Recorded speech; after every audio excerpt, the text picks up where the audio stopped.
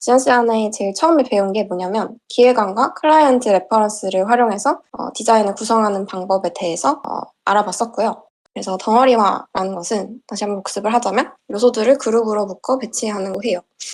이때 텍스트도 하나의 텍스트로 보기보다는 텍스트 내에서의 길이나 강조 여부에 따라서 그 안에서도 그룹화를 지어서 덩어리화를 할 수 있다라고 얘기를 했었습니다.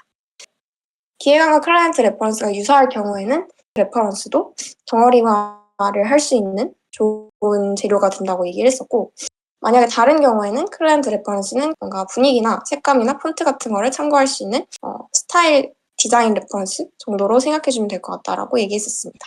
적절한 레퍼런스를 찾는 방법에 대해서는 앞서 우리가 했던 덩어리화를 토대로 그 구조랑 비슷한 레퍼런스를 찾는 것이 중요하다라고 했었고, 꼭 정확히 그 틀에 딱딱 맞지 않더라도 어느 정도 변형을 통해서 구조를 살릴 수 있는 레퍼런스라면 사용을 해도 괜찮을 것 같다라고 융통성 있게 활용을 해보자라고 얘기를 했었습니다. 결국 덩어리를 머릿속에 두고 레퍼런스를 찾는 것이 중요하다라고 얘기를 했고요. 그래서 오늘은 이 덩어리화를 활용을 해서 예시 레이아웃 만들기 연습을 할 건데, 지난 시간에는 제가 후보들을 그냥 객관식으로 제시를 해줬다면 이번 시간에는 제가 종이랑 펜을 들고 오라고 얘기를 했었으니까 그 종이랑 펜을 이용해서 직접 레이아웃을 그려보고 그걸 사진으로 찍어서 단톡방에 올려주면 감사할 것 같아요. 그래서 여기 지금 제가 예시 기획안을 가져와 봤는데, 기획안이랑 포함할 그림을 토대로 일단 덩어리화를 하고 각 덩어리들이 어디에 어느 정도 크기의 영역에 배치되는 게 좋을까 생각을 해서 스케치를 이런 식으로 그려주면 좋을 것 같습니다. 너무 구체적으로 뭐 할 필요는 없고 글을 다 적을 필요는 없고 말 그대로 덩어리들을 어디 배치할지를 좀 그려보면 좋을 것 같고, 추가적으로 만약에 시간이 되고 여건이 된다면 어느 부분을 특히 강조하면 좋을 것 같다 이런 식으로 첨언해서 얘기해주면 좋을 것 같습니다. 그림판에 그려도 되죠? 네, 어떤 방식이든 간에 캡처를 하거나 사진을 찍어서 저한테 보여주실 수만 있으면 괜찮아요. 다 완성되시면 사진을 단톡방에 올려주시고 세 분 다 올려주시면 제가 얘기하면 될 것 같아요. 네, 각자 너무 잘 완성을 해주셨고요. 저는 우선 다른 부분에 대해서는 설명할 게 없고, 평소 같으면 사실 교육 상담하고 전화번호가 적혀 있는 맨 밑에 배치에서 좀 눈에 덜 들어오겠을 건데, 아무래도 원화 모집하는 공고문이기도 하고 비율이라서 이번에는 한 덩어리로 묶어봤습니다. 저는 일반적인 구성으로 했어요. 그냥 제목을 가장 크게 배치했고, 그림을 밑에 꾸며준 요소로 배치했어요. 저는 그 두 개의 위계를, 그 크기를 좀 비슷하게 가져갈 건데, 그러면 더 큰 건 햇살 유치원이니까, 햇살 유치원을 제일 크게 딱 하고, 그 밑에 원화 모집을 적을 것 같아요. 네, 저는 일단 교육 상담 전화를 하는 게 제일 중요하다고 생각해서 밑에 그림이랑 시선이 바로 갈 수 있게 뺐습니다. 여러분들 다 좀 비슷비슷하게 해주시긴 했는데 각자 그래도 포인트들이 다른 것 같아요. 일단 정답 레이아웃이라는 거는 없고, 사실 이거를 실습으로 가져온 거는 덩어리화를 해서 레이아웃을 만들어보는 연습 자체가 의미가 있기 때문에 가져왔던 거고요. 모집 대상, 운영 시간, 교육 상담 이런 것들은 유사한 중요도를 갖고 있고, 그리고 그 글의 길이 자체도 유사하고 한 번에 딱 집어 넣을 수 있는 느낌이기 때문에 하나의 덩어리로 그룹화를 해줘도 상관이 없고요. 하늘님처럼 교육 상담 이 전화번호를 강조를 하고 싶었거나 아니면 클라이언트 자체의 어떤 의뢰가 이런 전화번호 보통 크게 키워주세요 하는 경우가 많기 때문에 그런 경우가 있었다면 요거 두 개만 하나의 그룹으로 묶고 얘는 따로 빼줘도 좋았을 것 같다라는 생각을 했습니다. 소비자나 독자가 봤을 때 제일 전달력 있게 보여져야 하는 부분이 무엇인가를 생각하는 게 제가 중요하다고 말씀을 드렸었거든요. 사실 햇살 유치원이라고 하는 게 유치원 이름이기도 하고 뭔가 제목 같은 느낌이 있어서 이걸 강조해야 되나 싶기도 하지만, 저희가 포스터나 아니면 카드뉴스 만들 때 로고나 이름 같은 거를 엄청 크게 키워서 강조를 하진 않잖아요. 근데 그 이유가 이 유치원의 이름이 햇살인지 뭐 꿈빛인지 뭐 아니면 뭐 다른 등등의 이름인지는 독자 입장에서 중요하지 않고 어떤 유치원에서 원화 모집을 한다는 것 자체를 강조하는 게 중요하기 때문에 원화 모집을 좀 더 유의감 있게 키워주는 것이 좋다라는 생각이 들었습니다. 그래서 이렇게 그림을 넣든 아까 예시로 들었던 것처럼 양 옆에 넣든 그림이 들어가야 할 영역이 있다는 걸 항상 인지를 하고 레이아웃을 찾으시는 것이 중요합니다. 다음으로는 조금 복잡하고 긴 기획안이긴 한데 이거 다 그냥 동그라미 덩어리만 잡아서 보여주셔도 괜찮으니까 한번 천천히 생각을 해보시고 그림 그리는데 너무 집중하지 말고 생각하는데 좀 더 시간을 써서 이것도 한번 연습해 보시면 좋을 것 같아요. 그래서 이것도 그림을 그려서 레이아웃을 찍어서 저한테 보내주시면 될 것 같습니다. 사람 사진을 준 걸 보니까 사람을 좀 강조하는 디자인인 것 같아서 넣었고, 이게 덩어리를 나눌 때 첫 중간고사는 뭐 비즈에 듀에서 어쩌고저쩌고 전략은 어쩌고저쩌고 다르다. 저는 조금 덩어리를 순서를 다르게 해서 밑에다가 학원 주소를 영어 모집이랑 수학 모집은 각각 위아래로 배치하고 알아보기 쉽게 그 관련 아이콘을 넣으면 좋겠다 생각해서 넣었고, 주소보다는 번호가 중요하다고 생각해서 위계를 둬서 번호를 좀 크게 하단에 배치했습니다. 저는 제일 핵심적인 요소는 왼쪽 정렬을 위에 상단에 해서 사람 사진을 크게 그거 오른쪽 구석에다 넣어서 공간을 만들어서 사람이랑 내용이랑 안 가려지게 그렇게 배치를 할 것 같고요. 그리고 한 가지 아차 싶었던 게 영어랑 수학이랑 그 같은 위계잖아요. 네, 좋습니다. 다들 설명 너무 잘해주셨고요. 두 가지 정도 얘기를 하면 될 것 같은데 덩어리 먼저 잡고 해보도록 할게요. 그래서 이 부분은 좀 작게 적는 게 좋을 것 같고 나머지 부분을 비슷한 사이즈로 크게 하거나 아니면 강조할 문구 자체를 클라이언트가 지정을 해줬기 때문에 요거를 좀 더 크게 한다든지 해서 이 세 문장 같은 경우에는 세 줄 같은 경우에는 세 덩어리로 구분을 하든지 두 덩어리로 구분을 하든지 한 정도로 하면 좋을 것 같습니다. 그리고 이 영어 모집이나 수학 모집 같이 핵심 내용이 사실 더 먼저 눈에 들어오는 게 저희 그 시선이 가는 순서에 대해서도 간략하게 설명드린 적이 있었던 것 같은데 아무튼 위에서부터 아래로 보는 경향이 있기 때문에 아래로 배치하는 것도 되게 좋은 아이디어인 것 같아서 저도 하나 배우고 가는 것 같습니다. 그래서 기획안의 순서를 굳이 다 따를 필요는 없고 변형이 필요하다면 클라이언트에게 고지를 한 후에 변경하는 것도 좋겠죠. 유태님이 말씀을 해주신 것처럼 영어랑 수학 자체가 위계가 다르지 않고 동일한 위계를 갖고 있기 때문에 옆으로 배치를 하는 게 조금 더 그 위계가 동일해 보이는 효과를 가져가는 것 같기도 하고요. 그래서 사실 덩어리의 어떤 특성을 항상 고려를 해야 되는 것도 있어요. 그래서 이 경우에는 차라리 이 문장을 아래로 내려서 이런 식으로 작은 직사각형을 만드는 게 더 적절할 것 같다는 생각을 했어요. 그래서 첫 번째 위계에 있어서도 그렇고 두 번째 지금 들어가야 하는 문구의 길이나 특성에 있어서도 그렇고 양옆으로 배치를 하는 게 더 적절하다라는 생각을 했습니다. 그래서 이제 예시를 가져왔는데 잘 말씀해 주신 것처럼 강조해야 되는 문구는 이렇게 크게 적는 게 맞고요. 그 다음에 나머지 문장은 좀 작게 적는 게 맞고 얘 같은 경우에는 이제 내려서 적어도 괜찮지만 클라이언트의 요청사항이 중간에 넣는 것이었다면 이런 식으로 넣어도 좋은데 나머지 이런 문구들에 비해서는 좀 중요도를 작게 가져가는 게 좋고 하늘님이 잘 말씀해 주신 것처럼 이런 전화번호 같은 경우에는 주소나 이름에 비해서 더 강조를 해주시는 것이 좋습니다.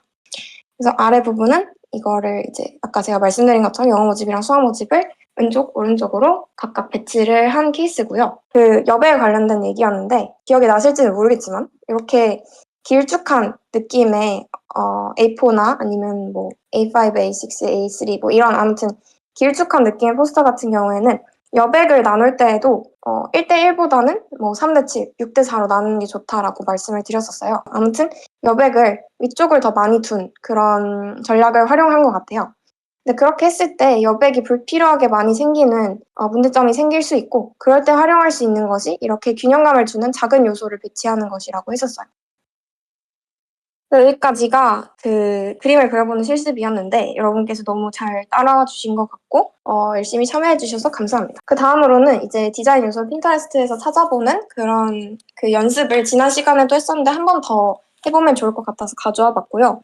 그래서 핀터레스트에서 디자인 검색할 때는 영어로 검색하는 것이 좋다라고 했었고요.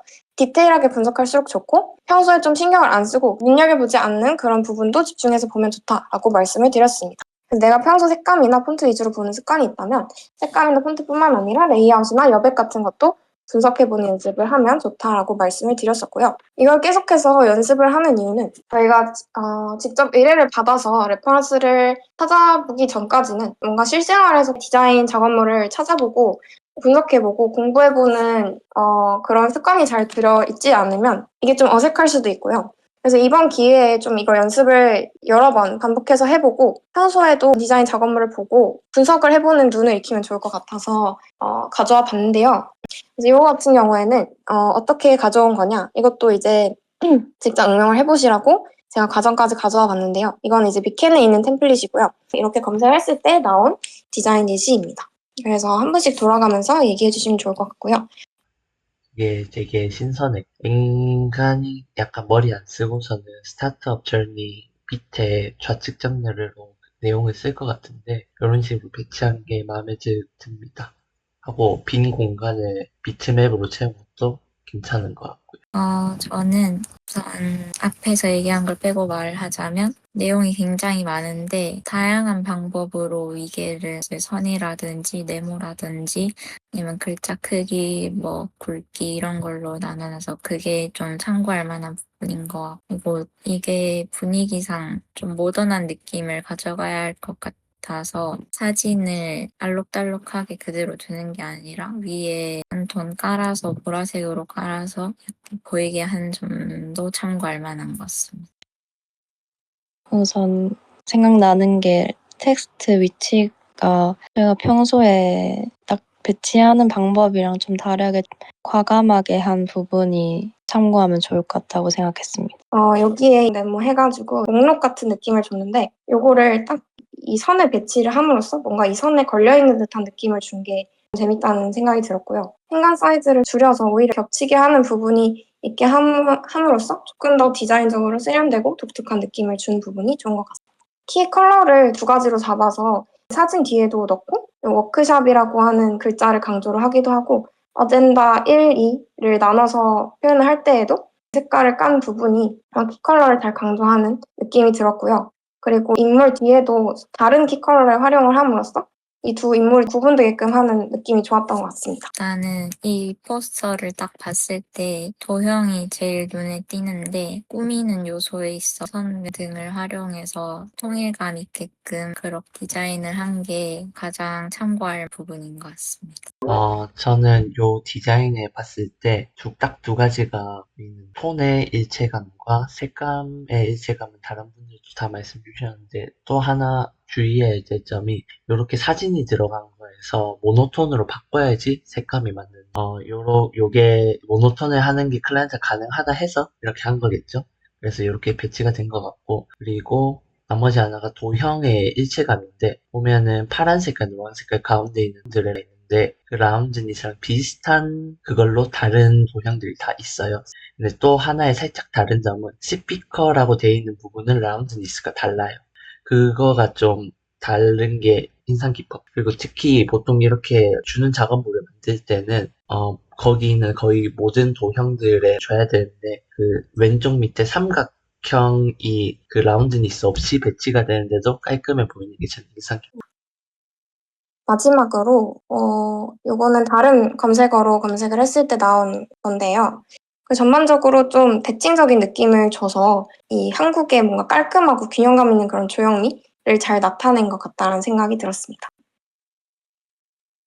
네, 저부터 먼저 말하자면 우선 서울 라이트 광화문에 맞춰서 라이트로 광화문을 비추고 있는 그런 동그라미 배경을 깔아서 디자인적으로 예쁘게 보이게 하되 폰트는 또 약간 직선이랑 도형 같은 느낌을 주는 칸 폰트를 사용한 게 참고할 만한 포인트인 것 같습니다. 약간 뭔가 전시회 포스터인 것 같은데 이런 포스터는 뭔가 딱 압도하는 느낌을 처음 보는 사람한테 바로 주는 게 중요하다고 생각하고 여기서 자간을 끝까지 다 늘려가지고 동서남북 모든 부분을 꽉 차게 만들어서 그런 느낌을 되게 잘 준 것 같고 영어로 광화문 된 곳 바로 위에 그런 동그라미 작은 요소들을 넣어서 자칫 잘못하면 밑에는 좀 허전하게 보일 수 있었던 걸 채워준 게 좀 참고하면 좋을 것 같다고 생각합니다. 그리고 보통 이런 이벤트 포스터에 이 정도로 특이한 폰트를 어떻게 각지면서 둔 거잖아요. 요거 폰트를 이렇게 잘 활용했다는 게 인상 깊었고 같고, 특히나 요소 배치에 있어서 디테일이 눈에 보이는데, 왼쪽 위에 디지털 저게 그 광학 저거랑 딱 맞고, 오른쪽 상단에 보면 서브컬처 다간도 그 요소의 위치에 맞춰서 배치가 돼 있어요. 그리고 그거 날짜 언제부터 언제까지 하는 2023년부터 해서 밑에 있는 그 광화문 글자 배치까지 해서 되게 세심하게 잘 떼어진 포스터인 것 같고, 또 2025년 들어서 이런 레퍼런스 같은 걸 볼 때 그라디언트가 2024년부터 트렌드라고 했는데 올해 훨씬 더 많더라고요. 그래서 그거를 끝까지 살리면 한 이 정도 퀄리티가 나오지 않나 생각합니다. 여러분들이 다 너무 구체적이고 디테일하게 분석을 해주셔서 저도 눈여겨보지 못했던 부분들을 볼 수 있었던 것 같고요. 다른 분들도 이번 시간을 토대로 앞으로 내가 어떻게 분석해야겠다 배우게 되는 그런 시간이었으면 좋을 것 같습니다. 오늘은 마지막으로 이렇게 복습만 하면 좀 심심하니까 UI 디자인에서 폰트 원칙이라는 걸 가져와 봤는데요. 그냥 제가 이런 식으로 보여드리는 디자인 작업물을 보면서 어떤 부분이 개선되면 좋을지에 대해서 얘기를 나누고 가볍게 머리에 넣고 넘어가면 좋을 것 같습니다. 저희는 알다시피 저희 스튜디오는 좀 자유롭고 창의적인 인쇄물 중심의 광고 홍보 디자인을 하고 있어요. 이제 UI 디자인이라고 하는 거는 UI 유저 인터페이스라고 해서 보통 우리 모바일이나 그런 앱 사용할 때나 아니면 웹사이트 사용할 때 보게 되는 그런 디자인을 말을 하는데 여기에서 참고할 만한 요소들도 충분히 활용할 가치가 있다고 생각해서 가져와 봤고요. 예를 들어서 사용자가 내용을 쉽게 파악할 수 있도록 적절한 폰트를 선택하고 정보 중요도에 따라서 계층 구조를 효과적으로 구성하는 방식은 인쇄물 디자인에서도 유용하게 적용될 수 있습니다. 그래서 이 폰트 사용 원칙 알아두고 가독성이 좋은 그런 작업물을 만들고 싶거나 전통적이고 클래식한데 완성도 높은 그런 작업물을 만들고 싶을 때 적용하면 좋을 것 같아요. 하나씩 볼 건데 이거는 한 분씩만 얘기 들어보고 제가 바로 설명하면 좋을 것 같습니다. 혹시 바로 생각나는 게 있다면 무엇이 개선되면 좋을지 폰트를 위주로 보신 다음에 직접 자원해서 한번 얘기해 주시면 좋을 것 같아요. 폰트가 작아요.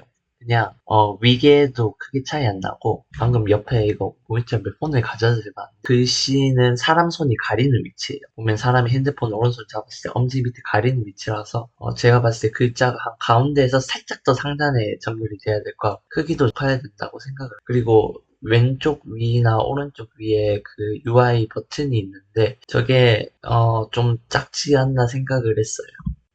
유태님이 얘기해주신 부분 전반적으로 좀 작다 이렇게 얘기를 하신 것 같은데 그것도 정답일 수는 있겠지만 일단 저희가 보통 만드는 인쇄물 디자인에 비해서 UI 디자인은 조금 더 폰트들이 작은 그런 특성이 있기도 하고 여기서는 얘기를 하고 싶었던 게 조금 달라서 그거에 대해서 얘기하면 좋을 것 같은데 유태님께서도 위계에 대해서 잠깐 얘기를 하셨던 것 같아요. 뭔가 위계가 명확하게 나눠져 있지 않은 느낌이 든다.